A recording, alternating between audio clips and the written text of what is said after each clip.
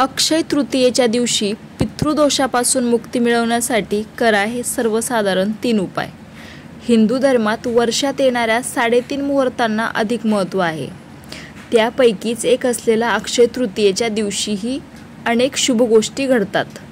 केवळ सोने खरेदी करणं नाही तर या दिवशी काही उपाय केल्यानेही जीवनातील अनेक अडचणी दूर होतात। असे बरेचसे उपाय मी माझ्या चॅनलवर या अगोदरच अपलोड केलेले आहे। तुम्ही माझा चॅनल चेक करू शकता आणि माझ्या चॅनलवरचे व्हिडिओ जर तुम्हाला आवडत असतील तर माझ्या चॅनलला नक्की सबस्क्राइब करून ठेवा। काही वेळा संकटांचा फेरा सुटत नसतो, घरात सतत अडचणी येतात, तेव्हा ज्योतिषांकडे कुंडली दाखवली जाते। जेव्हा पितृदोष कुंडलीत असतो तेव्हा अनेक अडथळे येत असतात। कोणत्याही नव्या कामाला यशच मिळत नाही, त्यामुळे लोक तणावग्रस्त असतात।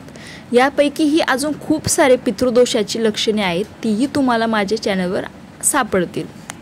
आणि ह्या पितृदोषापासून कायमची सुटका कशी मिळवायची यावरही बरेचसे उपाय मी माझ्या चॅनलवर दिलेले आहेत। अशा परिस्थितीत ज्योतिषशास्त्रात पितृदोषाची शांती करण्यास सांगितले जाते। काही वेळा पितृदोषाची तीव्रता कमी असते, तेव्हा पितरांसाठी काही उपाय केल्याने घरात शांती पसरते। तुम्हीही पितृदोषातून मुक्त होण्यासाठी काही उपाय करणार असाल तर अक्षय तृतीयेच्या दिवशी तुम्ही हे काम नक्कीच करू शकता। सर्वात पहिले तर आपण हे जाणून घेऊया की पितृदोष का निर्माण होतो। ज्या व्यक्तींचे पूर्वज सुखी नसतात त्यांच्या कुंडलीत हा दोष तयार होतो। दरवर्षी येणाऱ्या पितृपक्षात पितरांचे श्राद्ध न केल्याने, श्राद्ध विधीत भाग न घेतल्याने आणि पितरांच्या आत्म्याच्या शांतीसाठी पूजा न केल्याने हा दोष प्रबळ होत जातो आणि सर्व प्रकारच्या समस्या त्यांच्या जीवनात निर्माण होत राहतात।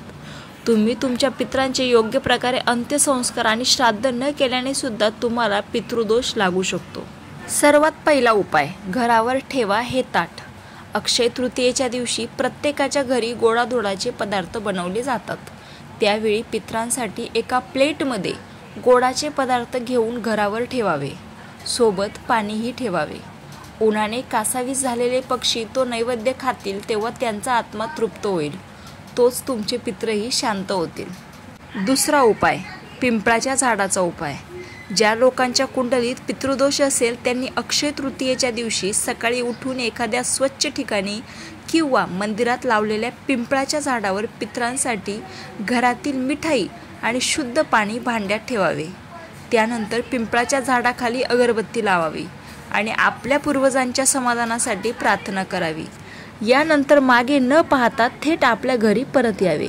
अक्षय तृतीयेच्या मुहूर्तावर असे केल्याने पितृदोषापासून लवकर सुटका होते असे मानले जाते। मुळात ह्याच सणाला नाही तर प्रत्येक सणाला तुम्ही पूर्वजांना नैवेद्य दाखवणे हे खूप महत्त्वाचे आहे, कारण ते होते म्हणून आपण आहोत। त्यामुळे प्रत्येक सणाला त्यांच्या असल्याची जाणीव आपण ठेवली पाहिजे। रामकृष्ण हरी।